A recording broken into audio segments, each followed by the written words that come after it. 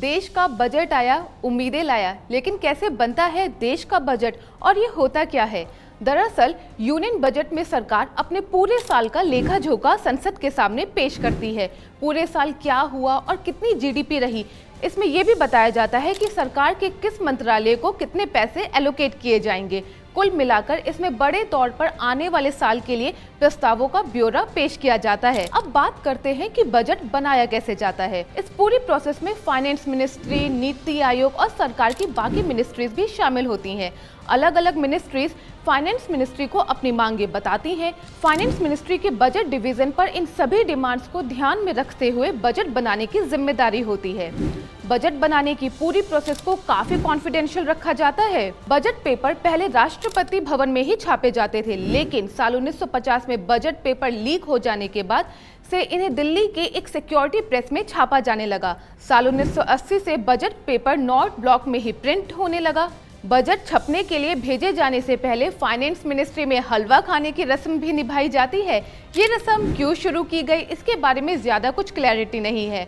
हलवा खाने की इस रस्म के बाद बजट के पेश होने तक फाइनेंस मिनिस्ट्री के सभी अधिकारी किसी के कांटेक्ट में नहीं रहते हैं। इस दौरान वे अपने परिवार से भी दूर रहते हैं और फाइनेंस मिनिस्ट्री में ही ठहरते हैं।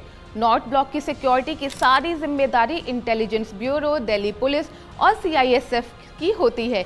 किसी भी प्रकार की फोन कॉल्स को अवॉइड करने के लिए मोबाइल जैमर तक का इस्तेमाल किया जाता है। आपने देखा होगा कि जिस दिन बजट पेश होना होता है उस दिन फाइनेंस मिनिस्टर के हाथ में ब्रीफकेस होता है, जिसे मीडिया में अक्सर काफी फुटेज मिलता है। इसके पीछे भी एक दिलचस्प किस्सा है।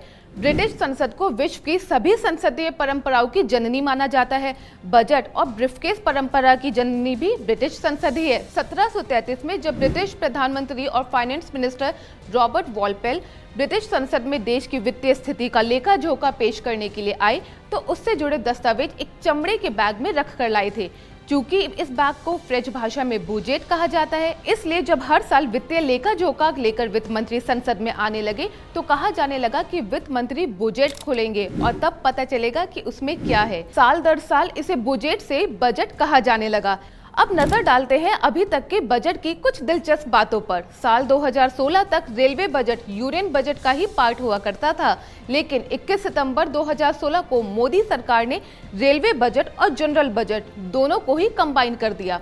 अभी तक इंदिरा गांधी इकलौती महिला थी जिन्होंने पार्लियामेंट में बजट पेश किया था। 1970 का वो बजट उनके फेमस स्लोगन गरीबी हटाओ पर बेस्ड था। Former prime minister Morarji Desai ने अब तक सबसे ज्यादा यानी कि 10 बार देश की पार्लियामेंट में बजट पेश किया है।